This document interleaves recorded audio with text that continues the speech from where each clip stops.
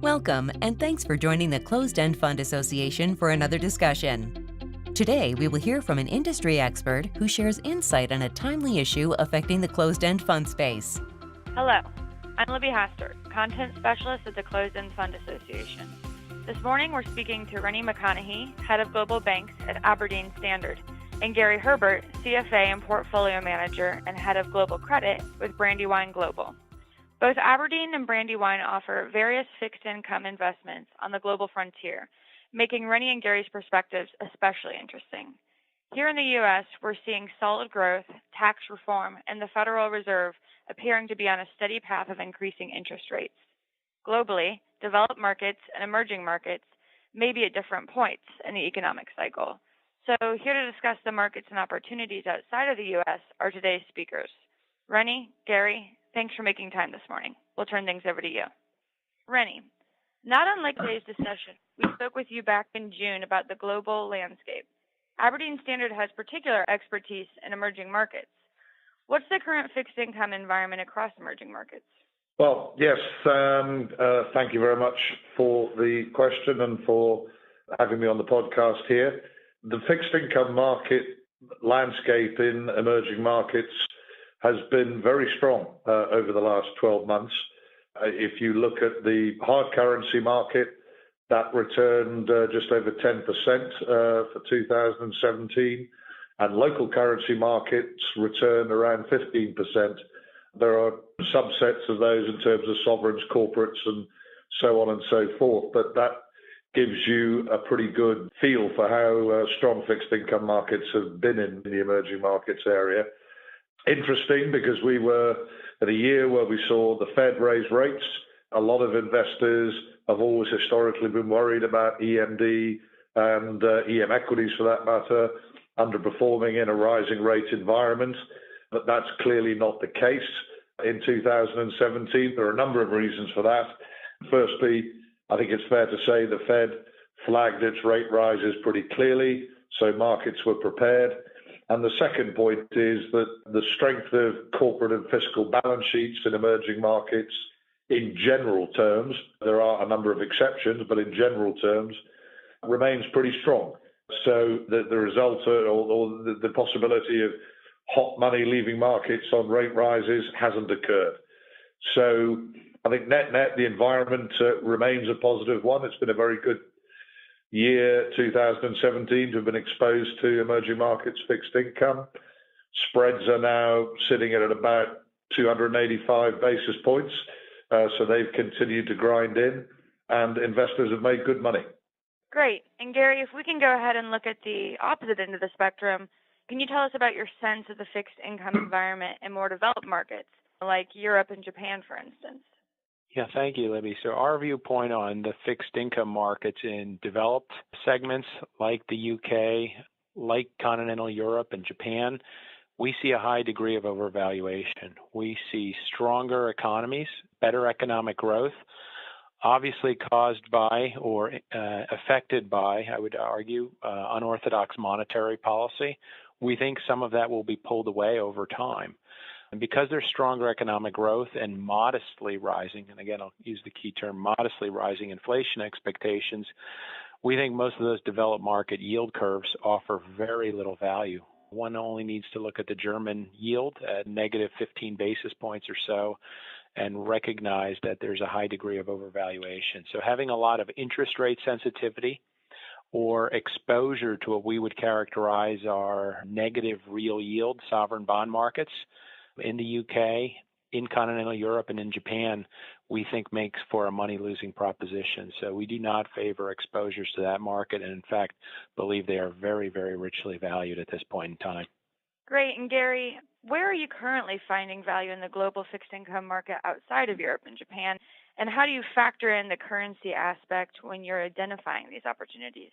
Yeah, where we see significant value in global fixed income are, in fact, in the emerging markets. So markets like Brazil, markets like Mexico, India, Egypt, Peru, to us offer very significant value. And what drives us, or what helps determine value for us, is real yield. That is the sovereign bond yield above forward-looking inflation expectations. So when we see an attractive real yield pickup, that from our perspective, if inflation's under control or in fact even in certain cases declining, and there's better economic growth on the horizon, tends to be very attractive. So what we're doing is moving, or have been doing, has been making sure that our portfolio is exposed to emerging markets that offer those high real yields. So those are in the Latin American regions as well as in the Asian regions, and instead avoiding developed market bond opportunities. And currency, the key point on this is when I highlight those opportunities is from our perspective, we think the key point is to take those exposures in local currency terms. Those currency valuations in many of those markets had a severe price correction during the period of about 2013 to 2015. And from our perspective, the biggest value anomaly is actually owning those sovereign bonds in local currency terms. That offers a very significant real yield pickup. And we think, and we've seen over the last year and a half or so, an attractive compensation for bearing that risk in local currency terms. So you'll be able to capture not only the real yield, but also see currency appreciation relative to the US dollar. So owning these exposures in local currency has been very important for us and is something we're going to continue to do in the strategy. Thanks, Gary. And Rennie, turning things back over to emerging markets, we often refer to them as if they're all the same, but clearly there are some important differences to make. Can you elaborate on how that is affected across country to country? And does this enable an active manager to add significant value in selecting fixed income investments? Lastly, what markets are really interesting to you currently? Just to pick up on a point that Gary was making there, and I completely agree with everything he said about the lack of value in most developed markets and the emerging market areas looking a lot more interesting. There is no doubt that one of the other factors that has been at work in the emerging markets fixed income area is this hunt for yield, precisely because there is literally very little income left in terms of what's being paid out in developed markets. And as Gary rightly points out, some markets yields are still negative. So the real returns that are being generated in a number of the EMD marketplaces really do look attractive. And yes, spreads have come in, but to Gary's point, there are still a number of markets where you are being compensated for taking risk. And it's much more difficult to see that in the developed markets. So I think he's absolutely correct to focus on those relative attractions in themselves. But you are right in terms of what you proposed in your question there. I think a lot of investors historically just say the term emerging markets and it's a homogenous cover-all term. And in fact, underneath that, you've got any number of different types of market opportunities depending on the countries you're looking at. In a number of countries, you've got strong institutions, strong central banks, independent central banks where the governments don't interfere, where they're targeting inflation and managing those exposures very well. And I think if you look at the changes that have taken place, for example, in India over the last few years, the central bank has become much more independent under Rajan, and we've seen inflation targeting put in place. And even after Rajan moved on, there's a very like-minded gentleman replaced him, and the central bank is still running its inflation policy tightly. And indeed, I think the next moves in India will be a tightening of rates. So that's a very good example of a market that where the sovereign balance sheet has been run very well. But then you can look at something like South Africa, which frankly has been a complete mess. You've had any number of attempts to interfere with the central bank and interest rate policy, changes in the finance ministry, and Zuma definitely trying to influence what's going on within the institutions of the country. The sovereign balance sheet has just got weaker and weaker and weaker, and the rand has fallen precipitously. Bond yields have continued to rise. But right at the end of last year, after Ramaphosa won the nomination to be head of the ANC, you saw very significant rallies both in terms of bond and currency. But there's an example of where politics are driving valuations. The example I mentioned before of India, valuations are being driven by economic fundamentals. So just using those two examples, you can see that there are really big differences depending on the markets you look at. And again, if you look at other markets, Mexico, we've seen rates go up. I mentioned that India, the next move will be tightening. Indonesia, the last moves were cutting. Russia, cutting. China, very modest tightening post the latest Fed move. So different markets offer different possibilities. Some economies are run very well, others much less so. Different markets are at different stages of economic cycles.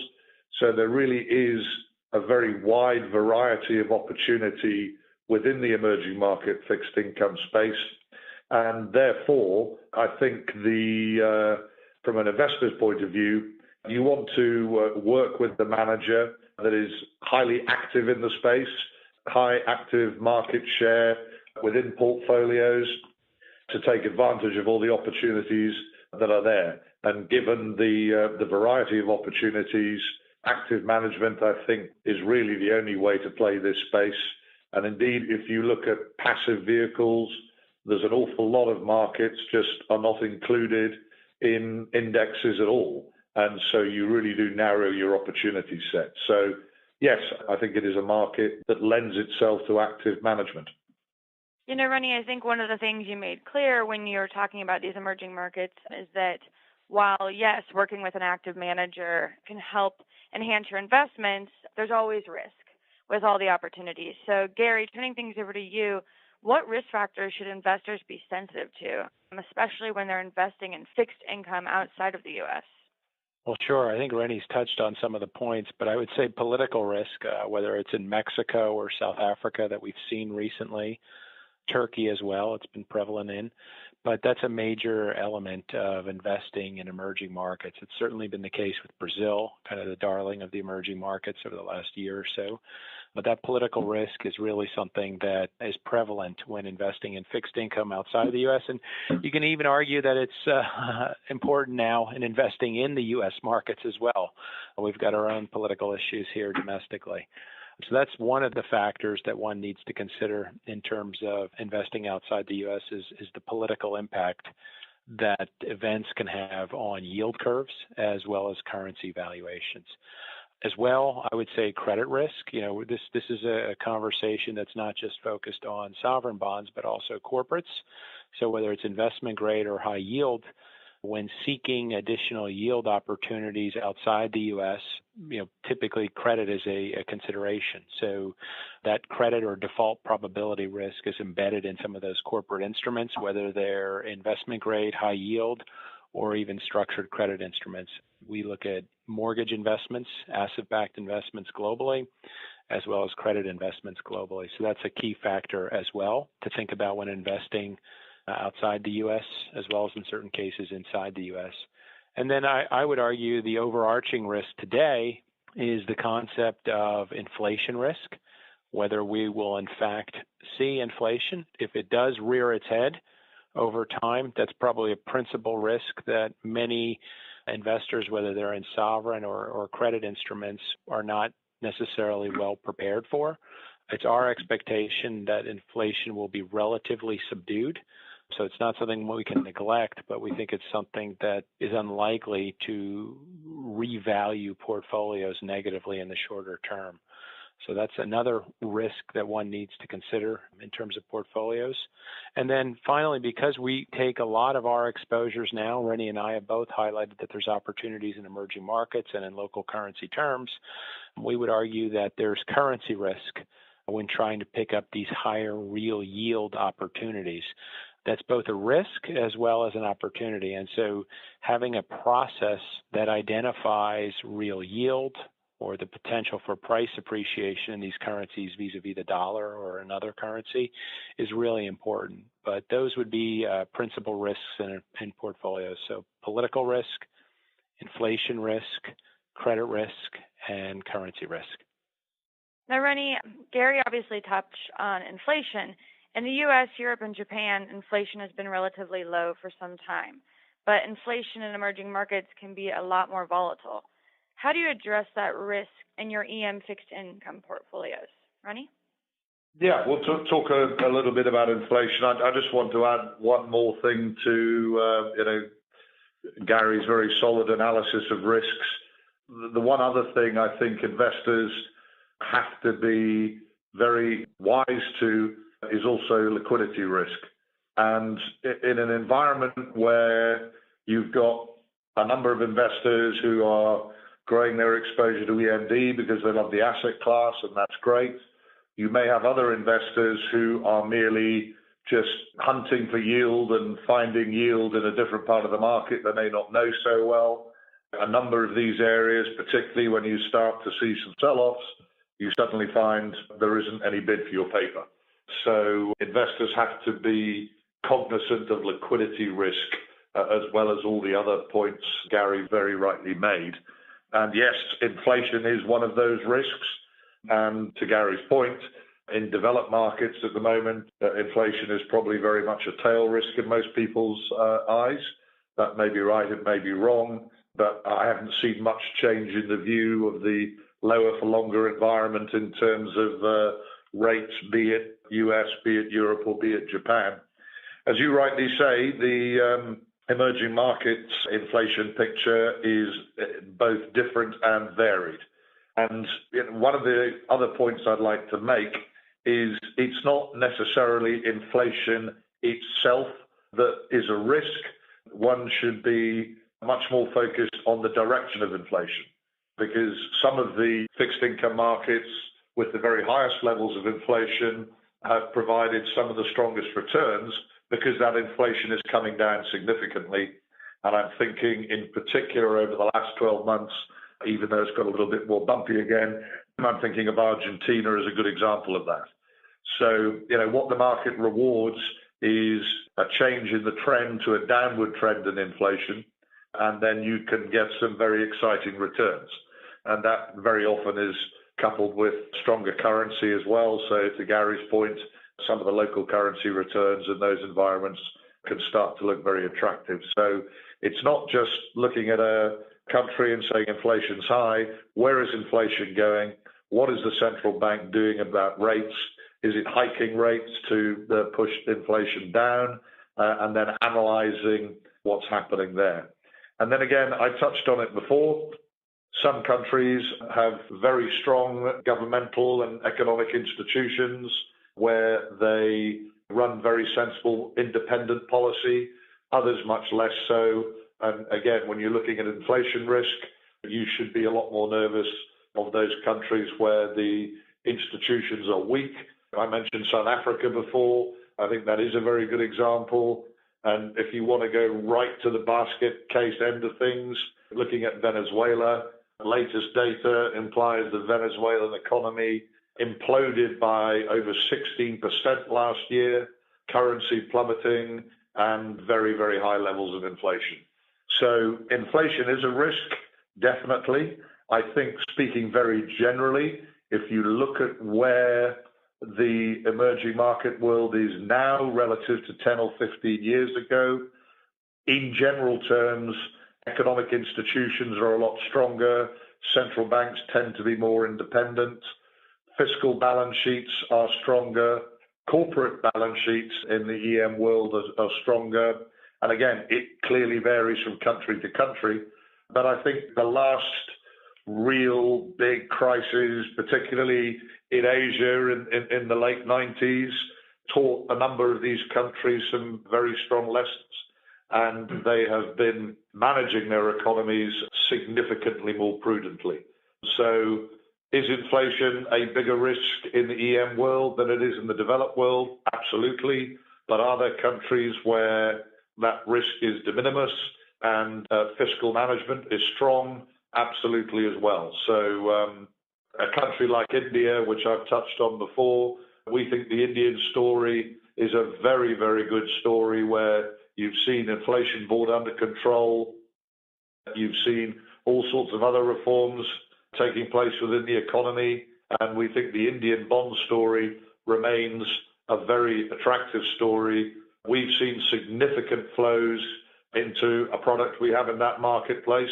And if you look at correlations, India really has not been correlated at all to, say, the US or European cycles or anything like that. And the reform story there remains strong. And I think it's a classic example of an emerging market where the economy and the interest rate cycles within that are being managed very efficiently and continuing to produce very attractive and significant real returns. Thanks, Rennie, and thank you both. You've given, I think, investors a lot to think about today. I'd kind of like to wrap things up by asking you each to, if you could, in your elevator speech kind of way, tell investors what you think the advantage is to using a closed-end fund to access global bond markets. I think that'd be great. Rennie, do you just want to give us your viewpoint?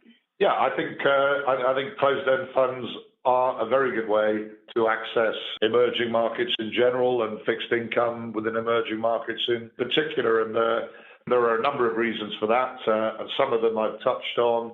We talked about liquidity. One of the great assets of the closed-end fund structure is that you can't have redemptions. You don't run into liquidity issues because you have to supply investors with capital if they wish to withdraw it. Investors, as we know, buy shares in the fund, and the fund manager does not become a distressed seller of assets in an illiquid market as and when the storms roll in. So for liquidity reasons, it makes sense. Again, because of the permanence of capital, the fund can be fully invested, so that will maximize the return on your investment. The fund can be levered. Now, leverage always has to be very closely monitored, particularly in more volatile markets. But that leverage will, over time, allow you to increase the income returns you receive on your investment. And then the last point I'd like to mention is that, as I said, an awful lot of the opportunities in emerging market bonds are not covered in the emerging market indices run by JP Morgan or anyone else for that matter. So if you go with a passive product, you really do narrow your investment opportunity and therefore the potential returns you can make. So I really don't think a passive vehicle is appropriate here. There are any number of other areas where passive vehicles can make an awful lot of sense, but I don't believe they make sense in these markets. And I think the closed-end fund really is almost an optimum structure for investors to gain exposure to these markets. And Gary, is there anything you'd leave investors with? Yeah, I'd reiterate some of those points. I would basically summarize it with 4 key points. Access to markets that may otherwise be challenging to get. Think of places like Argentina or Egypt, particularly in local currency terms. A closed-end fund can give you that access, I think, in a very efficient manner. 2, typically closed-end funds offer very high income distributions, so they typically pay out income monthly. I think that's very attractive for most investors, and a dividend is set typically in a fixed rate format. So it allows the end client to plan accordingly, given that they're sometimes dependent upon that income. Third, and Rennie touched on this, when there's challenges in the markets, we don't face significant redemptions. So when you saw value in a particular emerging market, oftentimes you have the ability to add more exposure when those markets get on the margin cheaper, and you're not being a forced seller when there's particular redemptions from a more open-ended fund. And then fourth, leverage. If an investor in an closed-end fund likes what that manager is doing, oftentimes managers will add leverage through either the bank loan market, the repo market, or the preferred market to enhance returns and enhance income from their strategy. So I would highlight those 4 key points in terms of closed-end funds, particularly when trying to access global bond market opportunities. Gary, Rennie, thanks for joining today's call. I think that you've given listeners a lot to think about, and we really look forward to seeing where the 2018 global fixed income market takes us. Thank you for joining us. We hope you will stop by again for news on this ever-changing space. Until next time, connect with us on Twitter at CEF Association or by searching for the Closed End Fund Association on LinkedIn and YouTube.